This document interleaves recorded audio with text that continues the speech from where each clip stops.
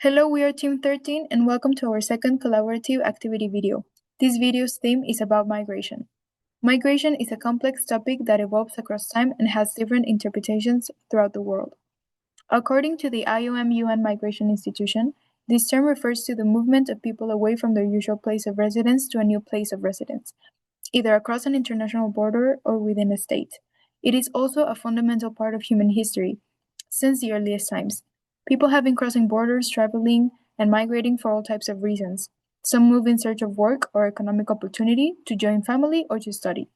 Others move to escape conflict, persecution, or large-scale human rights violations. Even though a large scale of people migrate out of choice, others do it out of sheer necessity. The United Nations Refugee Agency estimated that at the end of 2024, the world hosted 36.9 million refugees, including 5.9 million Palestine refugees. Refugees actually have a different meaning. A migrant, for example, is a broad term for those who move from one place to another, mostly in an international context, and there is no formal legal status attached to the term. It does not always imply an illicit entry to a country, unlike the term refugee, where the movement of the people is forced upon them driven by persecution, conflict, or violence. Refugees are protected by the government. Once recognized, they have legal permission and rights to work, study, and use the host country services. And lastly, an asylum seeker is a refugee who has yet to be granted that term and its rights, meaning they don't possess official government protection. Sadly, not every asylum seeker is granted refugee legal status in the case of not meeting the Convention's specific criteria. Migration can bring good results and consequences for a lot of people. However, there are some others who do not have the same results. For example, according to the World Health Organization, migrants, refugees, and asylum seekers face a lot of health issues and challenges. These health challenges arise from the conditions experienced during the displacement, such as limited access to water, sanitation, food, shelter, and essential health services. This can be because of poverty or a lack of education, among other factors, resulting in the increase of vulnerability to health consequences linked to hazardous travel and unmet basic needs. Health issues that affect displaced individuals can also be augmented by the lack of policies that protect these individuals.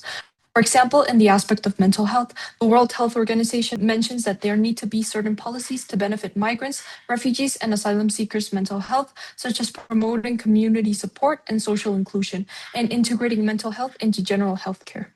Another key challenge is making a living out of their origin place or country. According to the UNHCR, two-thirds of refugees live in poverty and 62% of refugees live in countries where access to formal employment is restricted. This has root causes in political, social, economic, and legal factors, such as being cast as an economic burden for host countries and being limited the right to work when various instruments and declarations state otherwise. The access to the freedom of movement is also an important cause for refugees and asylum seekers to be able to find a decent job. However, 1 out of 3 refugees does not have. This leads to them working in the informal sector, being exploited in their workplace, not being able to access opportunities because of language and cultural barriers, and lacking access to financial services and resources. Along these lines, although migration is a catalyst for global economic growth, a lot of people think that immigrants are an economic burden and that they take jobs away from their native-born counterparts. There's also a common misconception, especially in the US, that migrants do not pay taxes and do not contribute to Social Security, yet they benefit from public services. This worsens the anti immigrant sentiments in Native people, and it is almost always correlated with economic downturns or economic hardships. This in turn creates a vicious cycle of stereotyping immigrants and assigning them a false identity with hateful sentiments towards them. This raises a central question between the right to migrate and the right to not migrate. Which one matters more?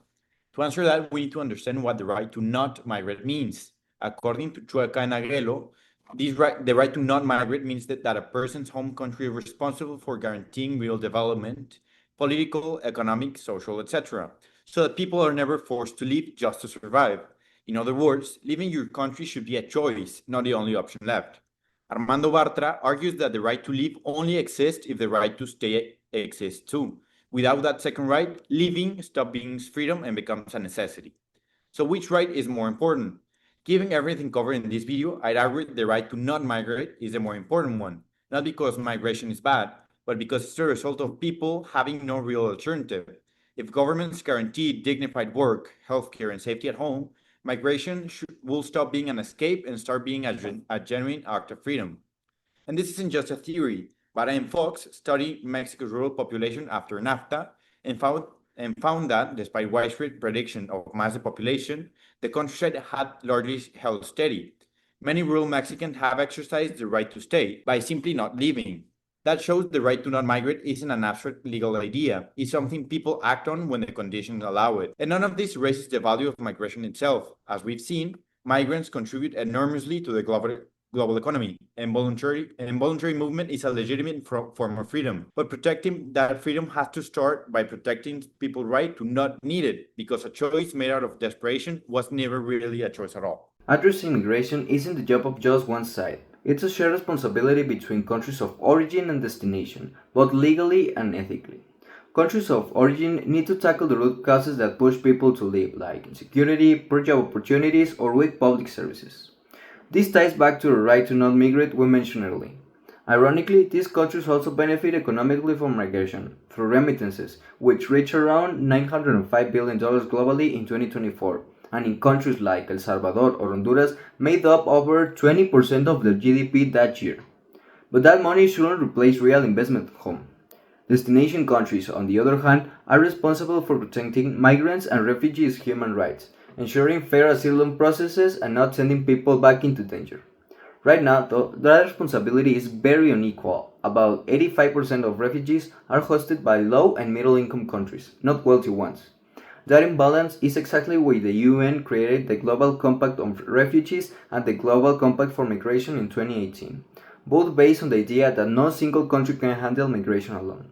So honestly, the problem isn't that this agreement doesn't exist, it's that they are non-binding.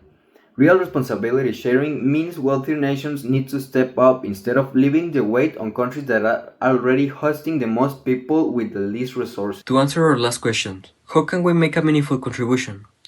We must see beyond superficial empathy and focus on the most vulnerable segment, migrants who lack of formal education and are forced into shadowy economy and heavy works. Because, as we have seen, they receive the worst exploitation and violations in their human rights.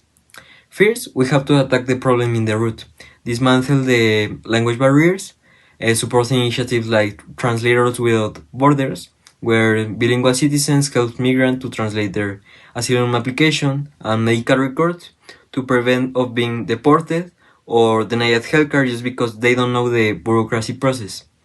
Second, we have to redefine the skill sharing concept, make it more just than a traditional mentoring, and collaborating with NGOs to teaching migrants about their human laboral rights, avoiding workplace abuse regardless of their legal status. Finally, global change starts locally. We have to use our voice to demand healthcare and education for everyone. We have to stop seeing migrants as a burden and stand with them as equals who deserve dignity.